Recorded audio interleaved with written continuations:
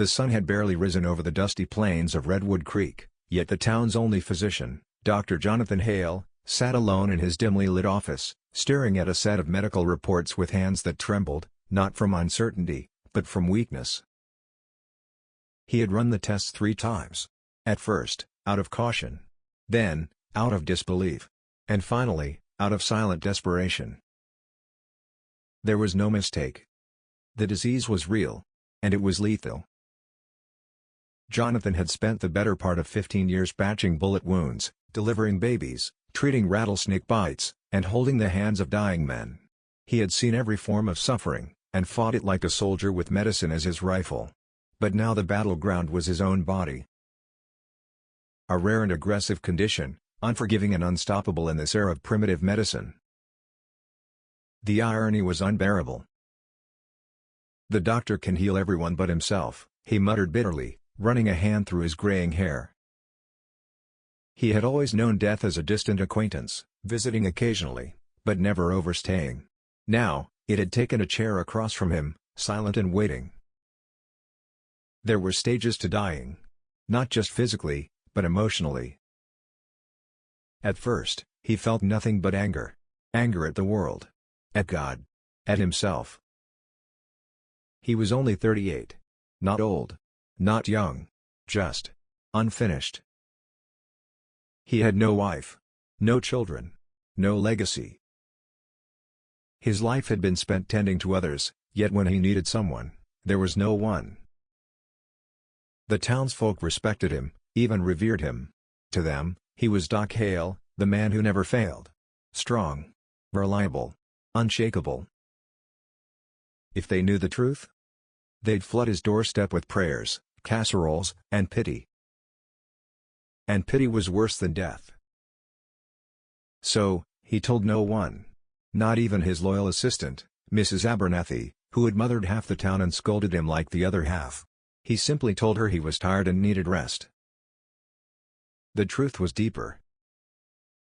He had already begun withdrawing from life. The sun had barely risen over the dusty plains of Redwood Creek, yet the town's only physician, Dr. Jonathan Hale, sat alone in his dimly lit office, staring at a set of medical reports with hands that trembled, not from uncertainty, but from weakness. He had run the tests 3 times. At first, out of caution. Then, out of disbelief. And finally, out of silent desperation.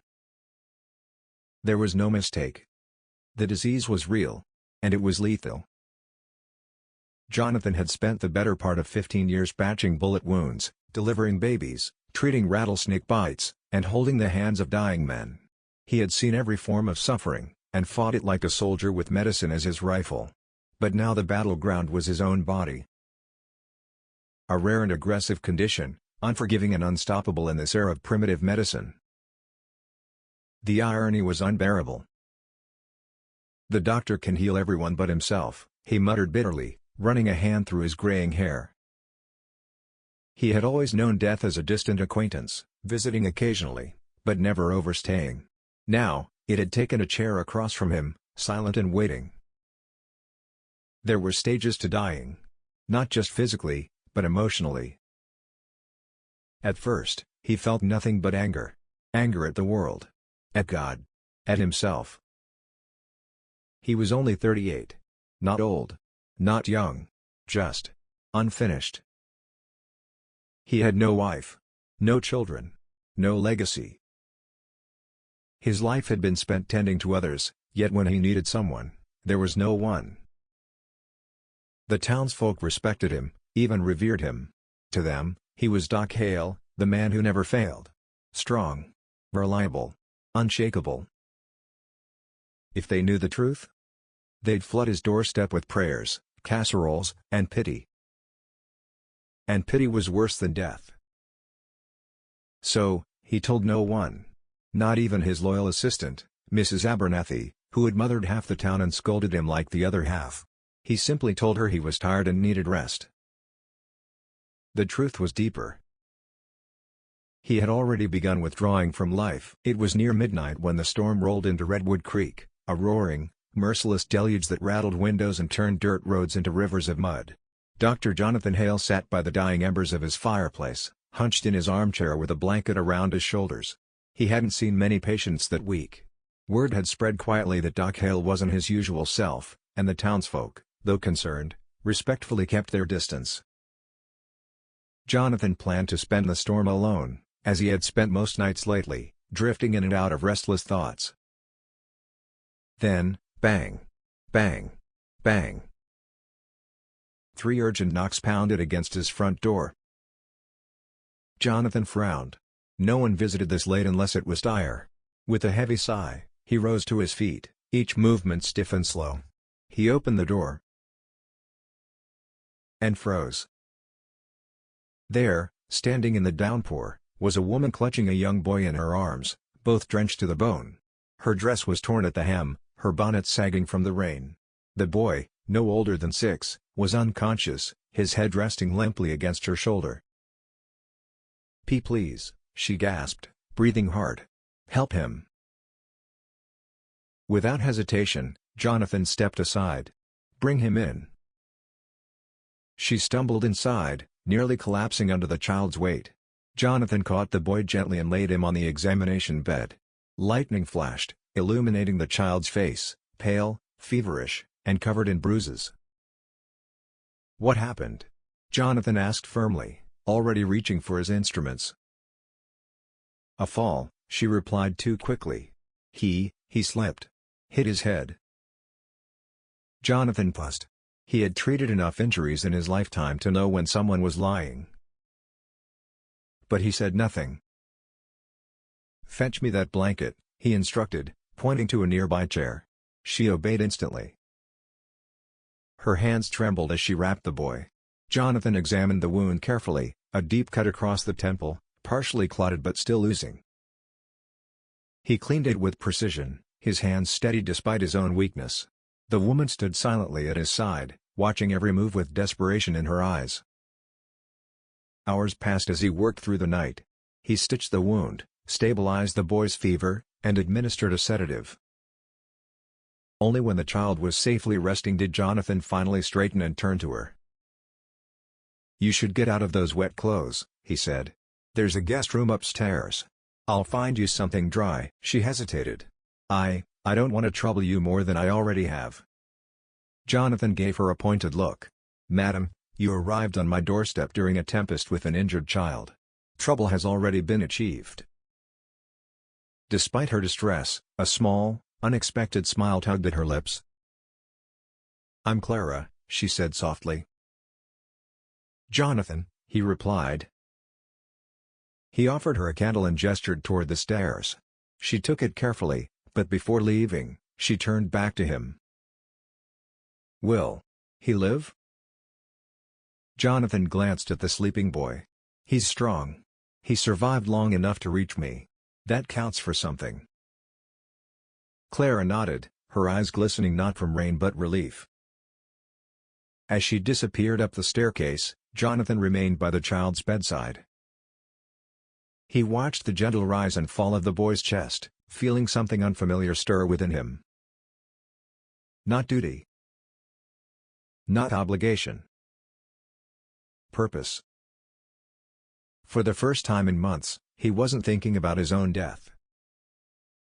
He was thinking about someone else's life. Morning came quietly, with soft sunlight breaking through the curtains. Jonathan had dozed off beside the boy's bed, head resting against the wall. When he stirred, he found Clara already awake, seated at the bedside with folded hands, watching her son breathe peacefully. "You should have slept more," Jonathan murmured. She glanced at him. "So should you." He offered a faint smile, then leaned forward to check the child's pulse. "The fever's dropping. He'll wake soon." Her shoulders relaxed with visible relief, and for a moment, just a moment, Jonathan saw the raw fear fade from her eyes. "What's his name?" he asked.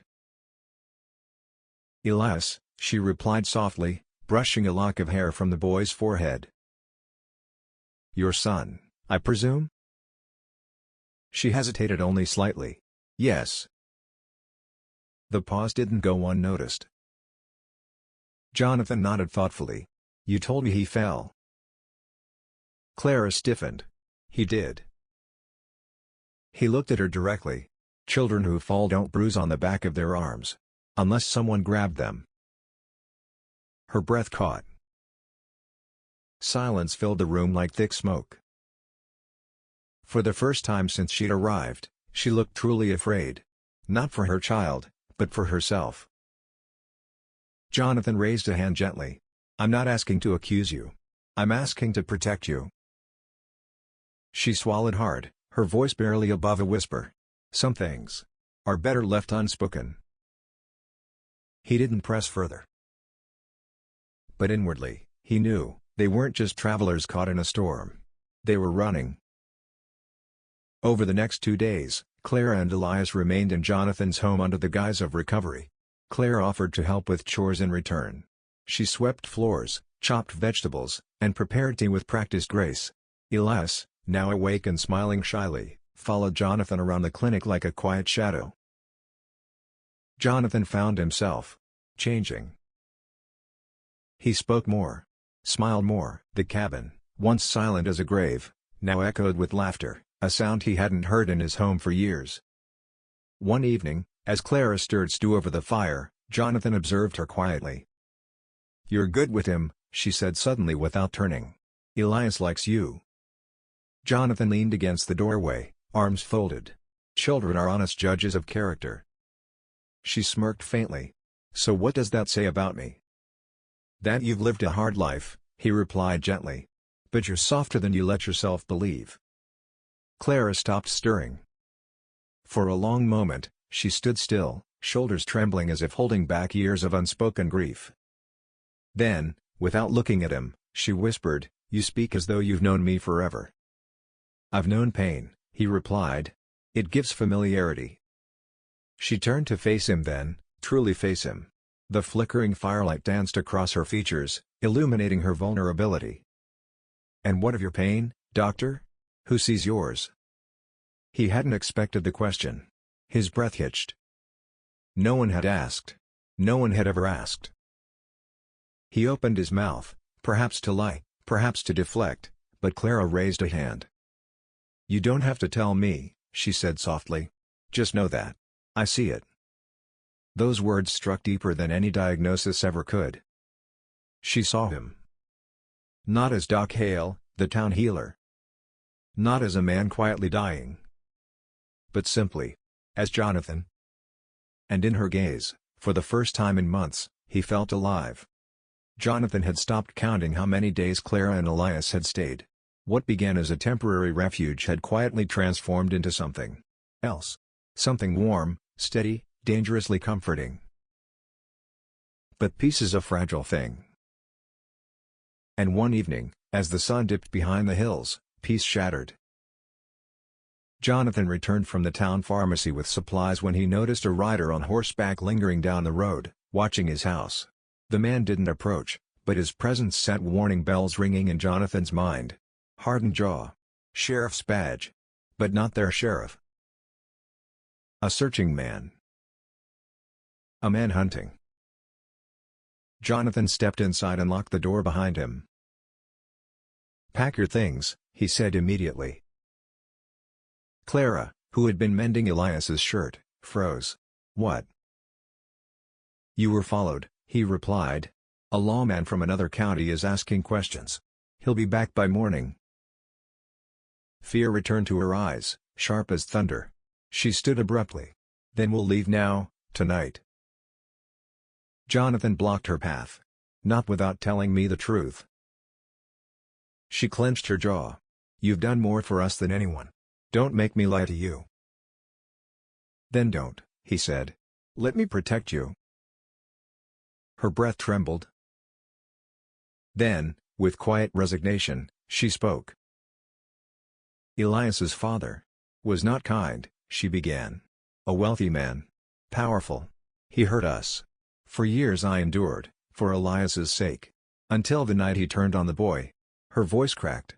"I took Elias and ran. He filed kidnapping charges to claim himself the victim. Now every badge between here and Carson City is searching for me." Jonathan absorbed it all in silence. Then he asked softly, "Did you kill him?" She shook her head. No. But sometimes I wish I had. Jonathan stepped closer. He will not take you, he said, voice steady as stone. Not while I breathe. Her eyes widened, not at his boldness, but at something else. Something deeper. Something she had been withholding. I wasn't going to tell you, she whispered. Tell me what? She hesitated, as though speaking the words aloud would change everything. Then she met his eyes. And said it. I'm with child. The air left his lungs. Not from shock, not even from joy, but from the overwhelming realization of what it meant. He looked at her, bewildered. Elias's father? She shook her head slowly. No. His world stilled. Every heartbeat echoed like thunder in his ears. The nights of soft laughter. The accidental brush of hands. The unspoken affection growing between them like wildfire. He searched her face. Mine? She nodded, tears shimmering in the firelight. Jonathan, who had stared death in the face for months, felt his knees weaken, not from illness, but from astonishment. He had resigned himself to die unremembered, unloved, alone. And now life had been placed into his hands. His life. His heir. His legacy. He covered his face with trembling hands and laughed, a sound half wild, half sob. Clara watched nervously. I'm sorry. I know you didn't ask for this burden. He dropped his hands, eyes fierce with renewed fire. Burden? He whispered. Clara. You've given me reason. She stared at him. He stepped closer and took her hands gently. You say the law hunts you, he said quietly. Then let it hunt us. You say he wants to take your child, he will not. Not now. Not ever. His voice broke. If death wants me, it'll have to wait. For the first time since his diagnosis, Jonathan wanted to live. Not survive. Live. Not for pride. Not for duty. For them. The following dawn was not quiet. It roared. Not with thunder, but with hooves. The distant tremor of riders approaching grew louder with every heartbeat. Clara stood at the window, trembling, while Elias clung to her skirt. Jonathan loaded his revolver with calm precision. You're not a gunslinger, Clara whispered, fear thick in her eyes. No, he replied, snapping the chamber shut. But I'm a man with something to protect. Outside, 3 riders appeared, one wearing a polished badge and a smug, arrogant expression. Not a sheriff. A bounty man, hired by Elias's father. He dismounted and called out, Dr. Hale. I'm here for the woman and child you're harboring. Step aside, and there'll be no trouble. Jonathan stepped out onto the porch, revolver at his side. His illness made his knees weak, but his resolve was granite. You've made a mistake, he said calmly. I don't think I have, the man sneered. By order of the Carson City Court, she's wanted for kidnapping. She's a mother protecting her child, Jonathan replied. That ain't how the law sees it. Then the law is blind. The bounty hunter's patience thinned. He signaled to his men. Bring her out. But before they could move, Jonathan raised his revolver. You cross this line, he warned, and I swear to you, disease or not, I will bury every one of you myself. For a moment, even the wind paused. The bounty hunter studied him. And laughed. You? You're sick. You're dying. Jonathan's eyes flashed with quiet defiance. Maybe I was, he said evenly. But not anymore. The hunter scoffed and reached for his weapon. Bang. Jonathan fired first, shooting clean through the man's hat, a warning. The horse spooked.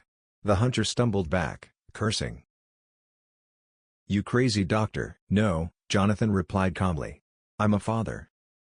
Clara watched from the doorway, hand over her mouth. The bounty men exchanged uneasy glances. Hiring papers were one thing. Facing a man ready to die for his family, that was another. Finally, the leader spat on the ground. "She ain't worth dying over." Jonathan's jaw tightened. "She's worth living for." The man stared at him for a long moment. Then mounted his horse. "This ain't over," he growled. Jonathan didn't flinch. "It is for you." They rode off in a spray of dust. Hours later, the adrenaline drained from his body. Jonathan collapsed to one knee, panting. Clara rushed to his side, cradling him.